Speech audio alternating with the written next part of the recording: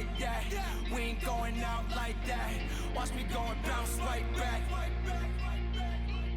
Cause we ain't going out like that, no. We ain't going out like that. We ain't going out like that. Watch me go and bounce right back. We ain't going out like that.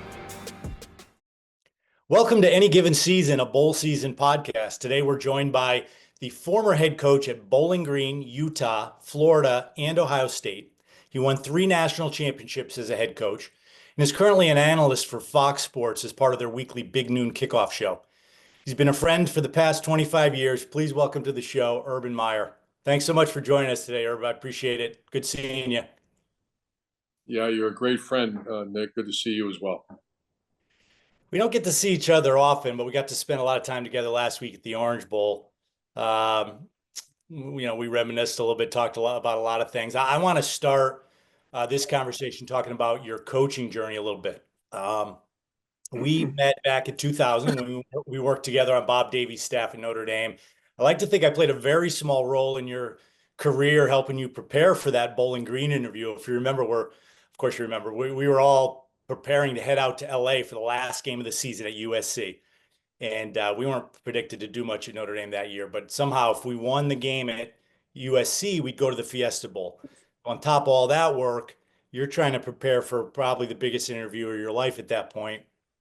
You came into my office, you dropped a folder on my desk.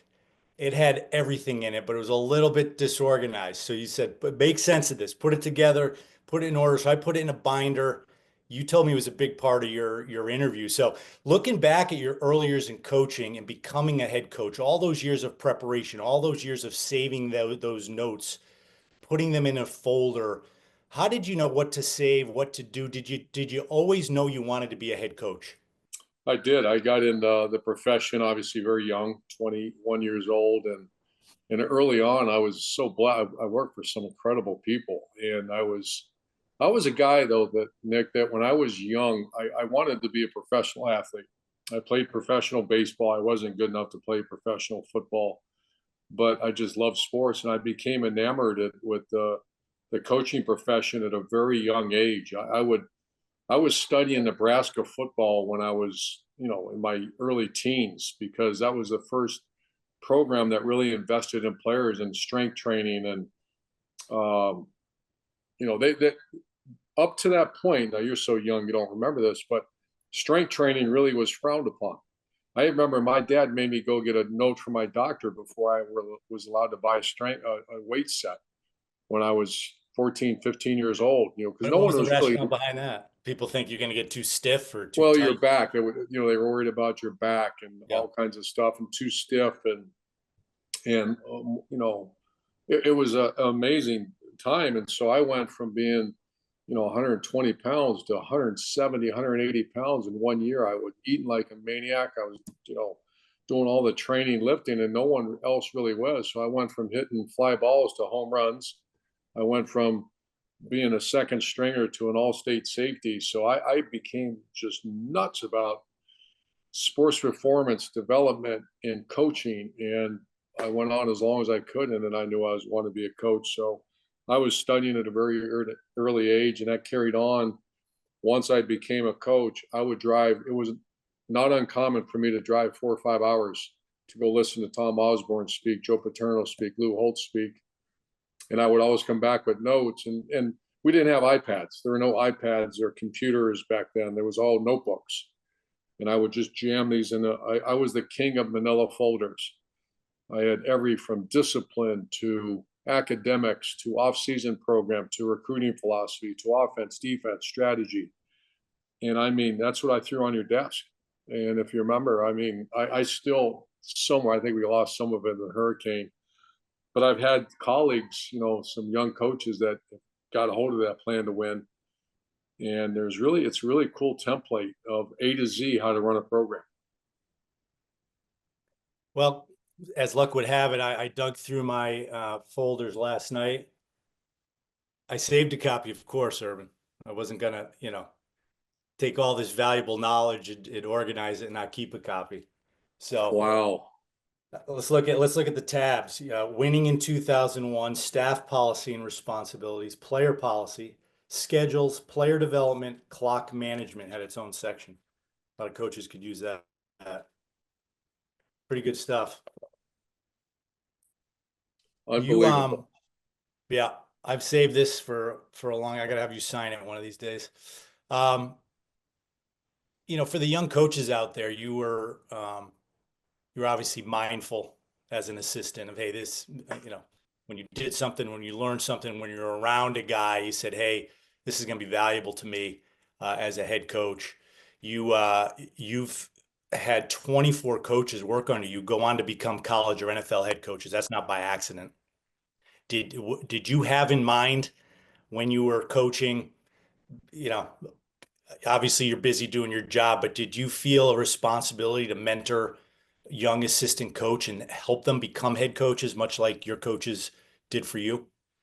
I did. I had the greatest. I had Lou Holtz and Earl Bruce and Bob Davey and Sonny Lubick were four guys I worked for. And Earl Bruce became like my second father. Um, he was incredible. And he took it upon himself him and Lou Holtz took me under the wing, and it changed.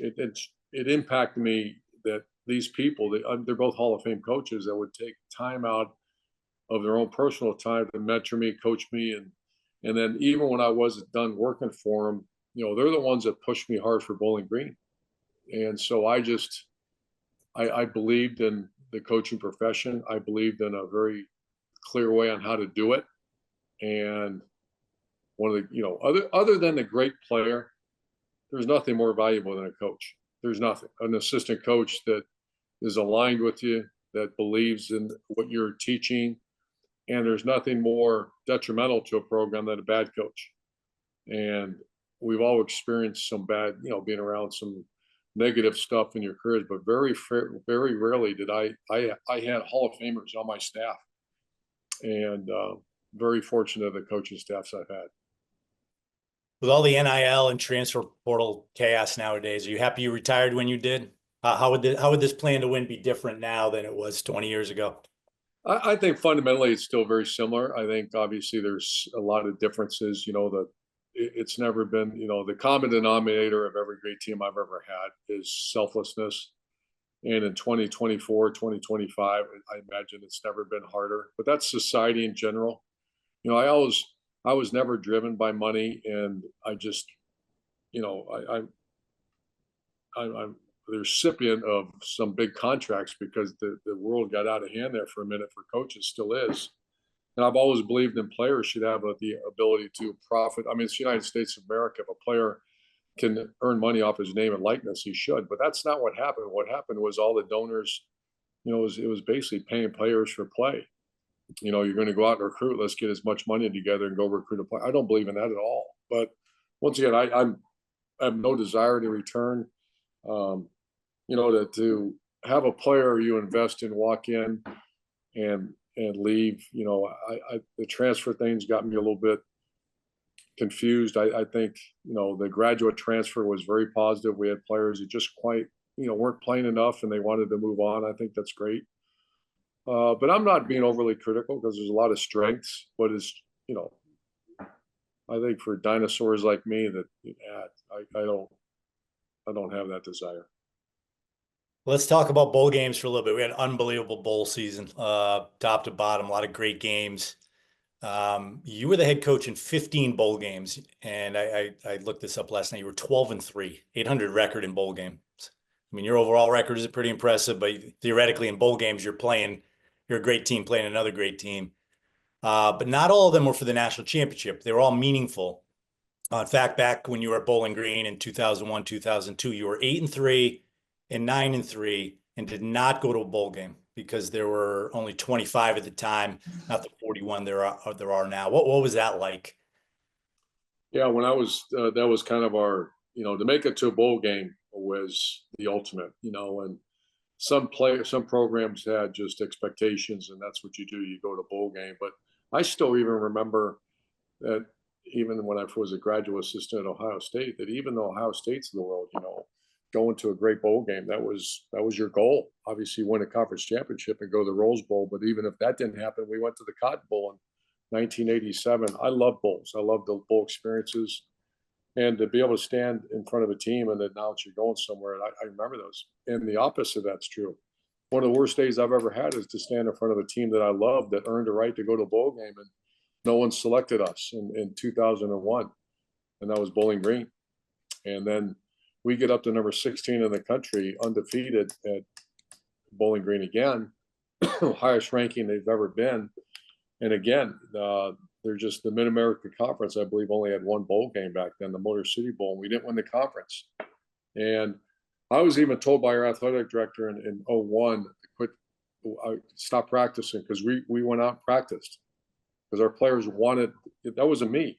The players wanted to keep going because we were on fire. It's just one of those great teams, great people, great seniors. And then finally I called a team meeting and said, it's over, and guys are crying, guys are, heartbroken.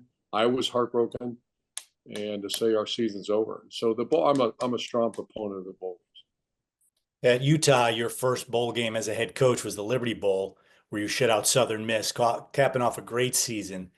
How meaningful was that Liberty Bowl victory back then at Utah? Game changer. It was my first bowl game as a head coach, and I remember, Shelly and I have those reflective moments, and to say that a lot of guys never get to go to bowl games, and so here I am, a young coach, and we take a team, won the conference championship for the first time in 60 years at Utah, and went to Liberty Bowl and loved every minute of it. We had a big following. A lot of students came. I remember we won the bowl game, and I grabbed that damn trophy. I went over to the student body, and our AD's like, don't do that. And I handed them the trophy. And all of a sudden I look up in the crowd, they're passing around the Liberty Bowl trophy. And so I think that's the essence of college. It's not professional sports. I know it's becoming more and more like it, but there are a few people that can earn a living playing this game, but the majority of them are going there for the collegiate experience. And I'm hopeful, and I do believe that the bowl experience will still be very critical to a collegiate experience. Yeah, we do as well, obviously. And you think about it, and in one way, a bowl game is a reward for a successful season. But that Liberty Bowl game also, I think, helped propel your team into the next season. When you went undefeated, you were 12-0, you crashed the BCS, which was a lot harder to do back then because there was no guaranteed group of 5 spot. How important are bowl game opportunities for programs that are building or rebuilding? Well, you hear the term that you just keep, refining the skill set of your players, and I would always use it to develop our young guys. That the up and comers. Obviously, you're going to try to win that game. That's number one by far. But number two is you got a guy that's probably going to be your starting quarterback next year, and I would give him a multitude of reps and use it for development. So I from A to Z, the bowl experience is phenomenal. It's phenomenal for your players, your staff, your support staff. However, it's also essential for the development of your team. To have a team that doesn't go to bowl game, you're already 2 weeks behind. You're already actually more than that, because that other game is more than a week of preparation. Mm-hmm. So I'd say you're a month behind, and we all know that a month is hard to catch up with because the other team's not going to slow down. So I was very fortunate, went to a lot of bowl games, and we won a lot of games the next year because of that bowl game. The bowl games themselves on the field are always exciting. The bowl week, some of them are legendary. The activities that the coaches and their families and the student athletes get to engage in, some things that they've never done before. What are some of your favorite bowl game memories on or off the field? Well, there's so many of them. I just told you one about Utah, right past that damn trophy up in the crowd, and I imagine it. I mean, they're all probably drinking a little bit and all that, and they didn't break it. So that was up there. Then we went to one of the great memories I ever had is when Utah crashed the BCS party, and we were the first non-BCS. I'd get so pissed when the announcers would say, "Oh, they don't belong. They're not a BCS team." And I would stand. It was back when I didn't care. I'd say on the media, I'd say, "I'll take my, you go tell me Alex Smith's not a BCS player.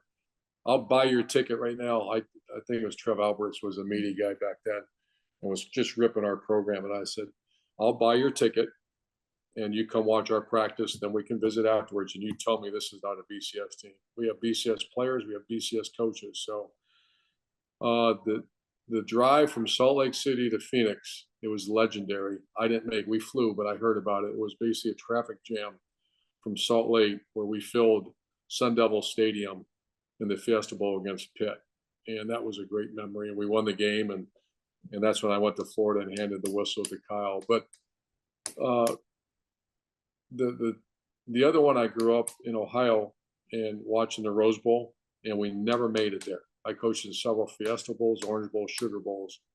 Was never able to make it. In my final game at Ohio State, ironically, against Washington, that was one of those moments where I remember wiping tears out of my eyes and saying, you're finally in the Rose Bowl, the granddaddy of them all, a place that you grew up watching. So I could go on for about 3 hours about bowl experiences, but those are some of the top ones. Those are good ones for sure. Let's transition into this week. Right now, two teams preparing for the national championship. I want to talk to you about what it takes to prepare for a national championship game in this week before the semifinals and the finals. You won 3 of them, 2 at Florida in 2006 and 2008. That was during the old BCS system, so it was just 2 teams, no semifinals. You had about a month or so to prepare. Then at Ohio State in 2014, you won the first CFP championship game ever, which was the 4-team format. Now here we are 10 years later, we're in the 12-team format. Tell us about this time period that Notre Dame and Ohio State find themselves in right now. You win the semifinal game. What is the plan or strategy for this week leading up to the game? Yeah, Lou Holtz was like a walking encyclopedia for me. I'd call him nonstop. And I just would rely on him, and he would give me the greatest advice, and I'll never forget the first one when I was at Florida. We're playing, ironically, Ohio State for the title. I had a month off, and he kept saying, remember, and he made me repeat the date to him, January 8th at 7 p.m. And he said, that's when your team has to be ready.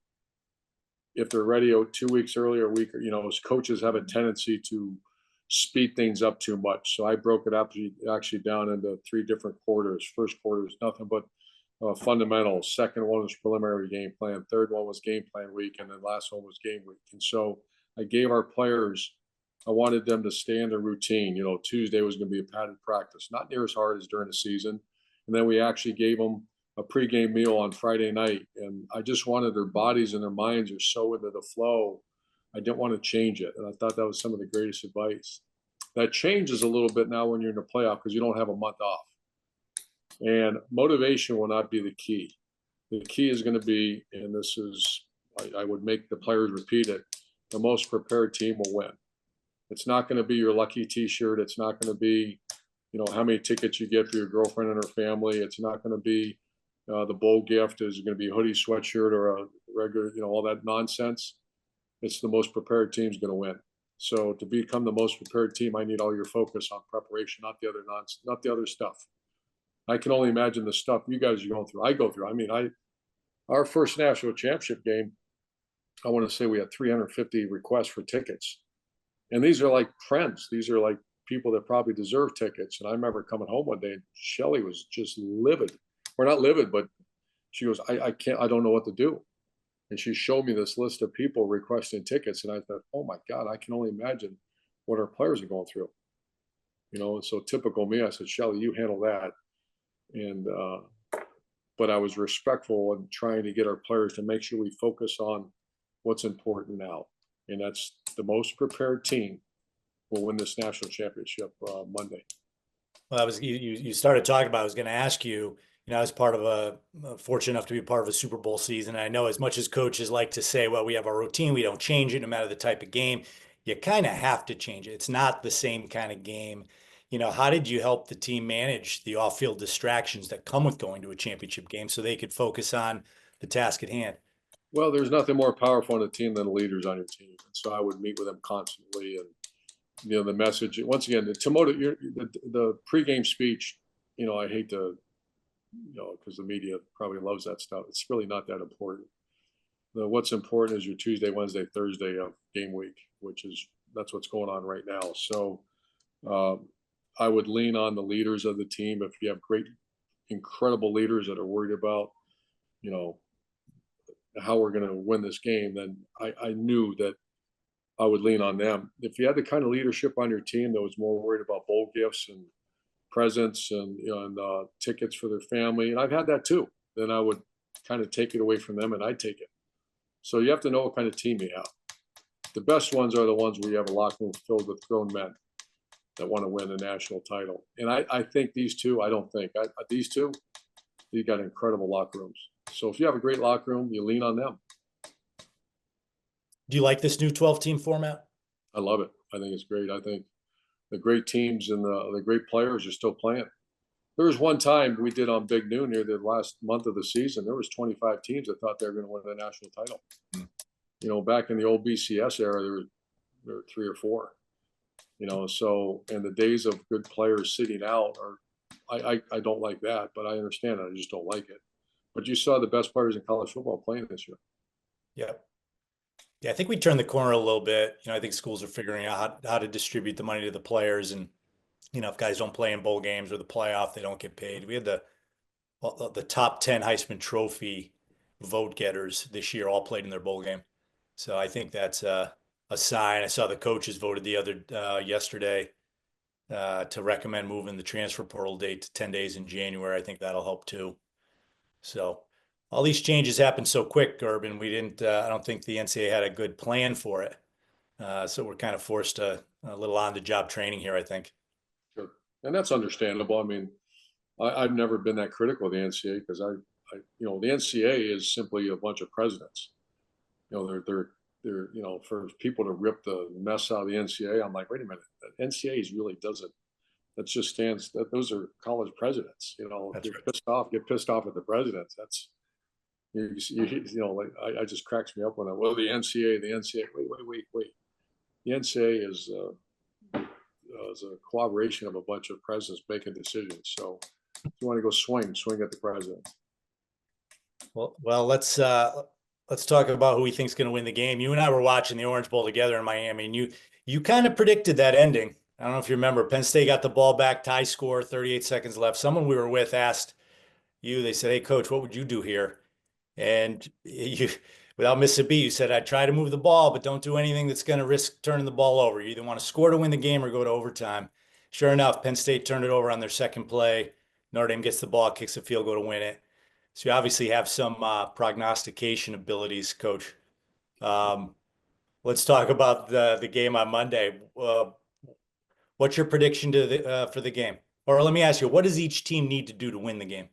Well, Notre Dame is a team that has a refuse to lose mentality, a lot like their coach and the leadership on the team. I'm a huge fan. I'm a huge fan of Marcus Freeman, Al Golden, the coaching staff. And I don't know the players that well, but I watch them like all of us. And the quarterback, he's a runner, tough guy, and transfer from Duke. And the defense is phenomenal, even with injuries they've had. So they're kind of got a refuse to lose mentality.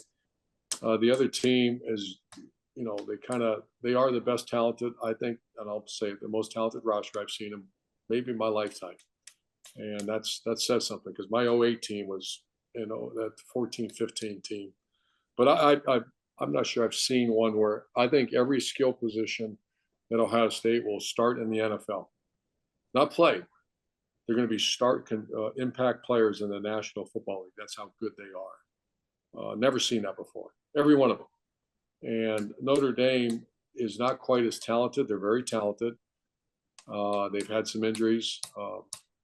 Their quarterback is a guy that's won't be a first-round draft pick. He's a rugged player, a tough player.